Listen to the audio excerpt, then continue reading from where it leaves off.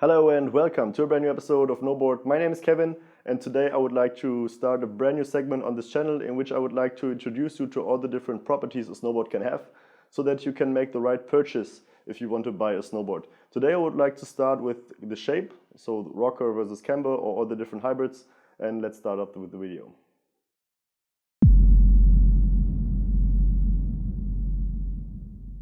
The market today is flooded with all kinds of shapes and they all got very fancy names, but basically they can be put in 4 different categories, starting with cambers, rockers, flats and hybrids. And I would like to introduce you to all the different advantages and disadvantages these categories have.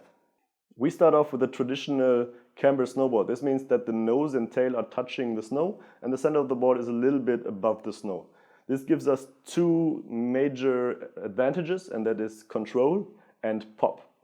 The control comes from the fact that the edges are connecting very quickly with the snow. This gives you more stability while turning and allows you to ride faster. The second advantage is the pop. If you have no idea what pop means, it means that the snowboard helps you to push yourself off the snow. So if you imagine the snowboard is shaped like this and this is the ground, you want to do an ollie for example. So you push down on the tail of the board and you bend the snowboard out of shape. And then the snowboard wants to go back into its original state and pushes you off the snow.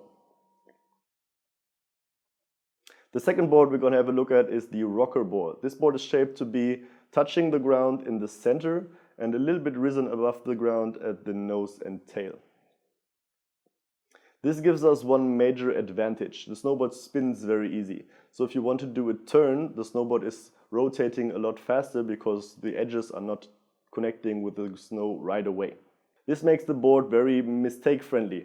Basically, if you want to rotate a turn or a jump and you are not rotating it properly, so you're over or under rotating, the snowboard will not punish you with catching an edge right away.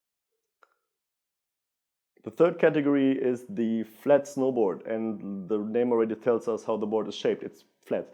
But a flat board is not just labeled as a flat board. If you are going into the store, you will not find a board just flat.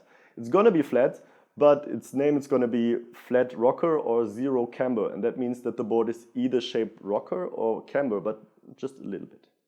So the boards have the same properties as camber or rocker snowboards, but just a little bit. The most difficult group to talk about is our last group, the hybrid snowboards, because here you can find all kinds of snowboards. If you split the snowboard into 3 parts, one part is the center of the board, it means from binding to binding. The second part is underneath the bindings, and the third one is nose and tail. And here you can put in all kinds of different features. So you can have a rockered center, underneath the binding it's flat, and maybe a rocker at the tip and tail. This gives us a very strange snowboard. If you want to find out which properties your board has, it's very easy to lay it flat on the ground and see where it's touching the ground. If it's touching more at the ends of the snowboard, you have more camber properties. If it's more touching in the middle of the board, you have more rocker properties. Now I told you everything about all 4 kinds of snowboards and I told you everything about the advantages of the board. But what about the disadvantages? It's very simple. One board's advantage is another board's disadvantage. So if you have a camber snowboard with a lot of control, it's not going to forgive mistakes very easy. So now you have to decide whether you like more the properties of a camber snowboard or more the properties of a rocker snowboard.